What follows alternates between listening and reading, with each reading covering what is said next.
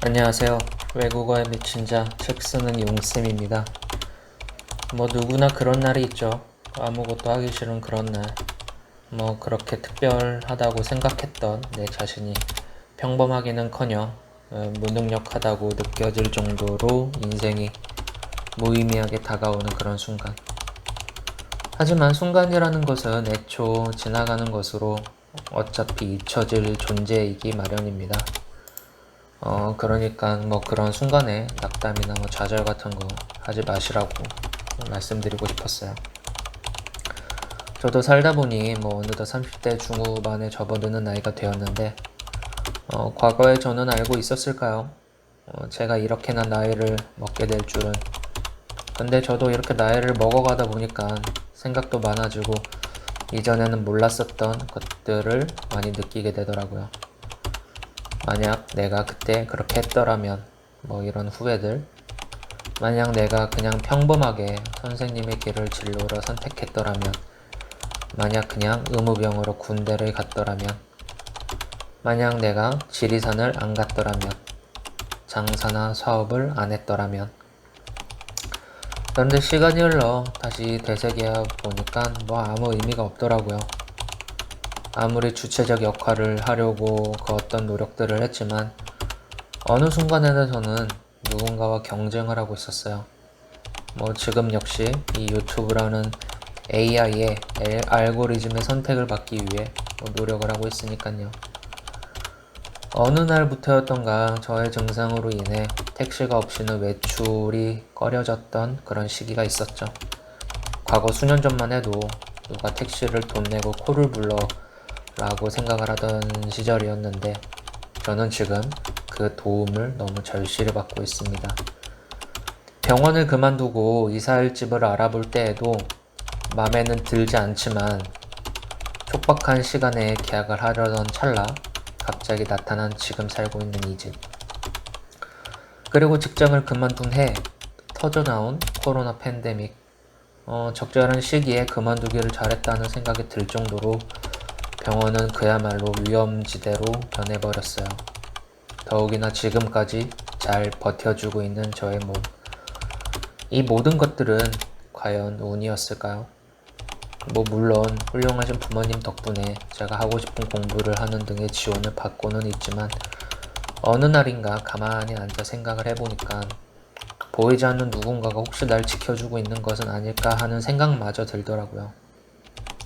지금까지 믿는 종교 그 하나 없었는데 문득은 혹시 할머니가 아닐까라는 생각이 들더라고요.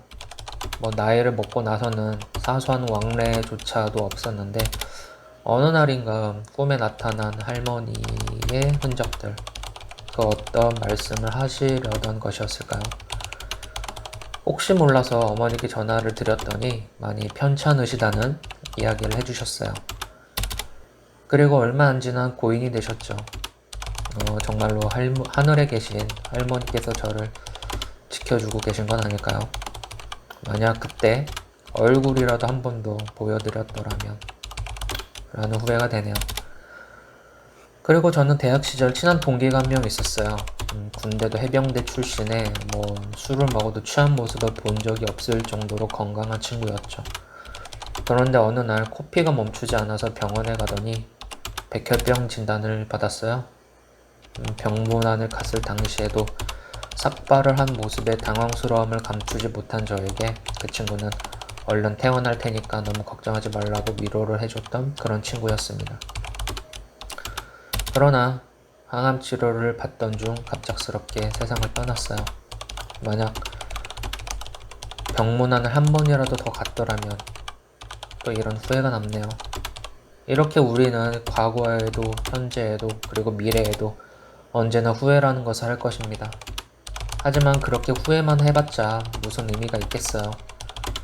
살다 보니 자존심보다 중요한 게 참 많아지더라고요. 그리고 굳이 다른 사람에게 나의 생각을 설득하기 위한 노력을 할 필요도 없고, 때로는 포기해야 하는 것은 과감하고 포기해야 할 필요도 있고, 그렇지만 그 가운데 확실한 것은 있었어요. 아닌 건 아닌 거고, 지금 변하지 않는다면 나중 역시 변하지 않는다는 것. 인생은 현실이고 우리의 삶은 누구도 알 수 없고 가장 중요한 것은 친구나 돈도 아닌 결국 내 몸, 이 최고의 재산이라는 거예요.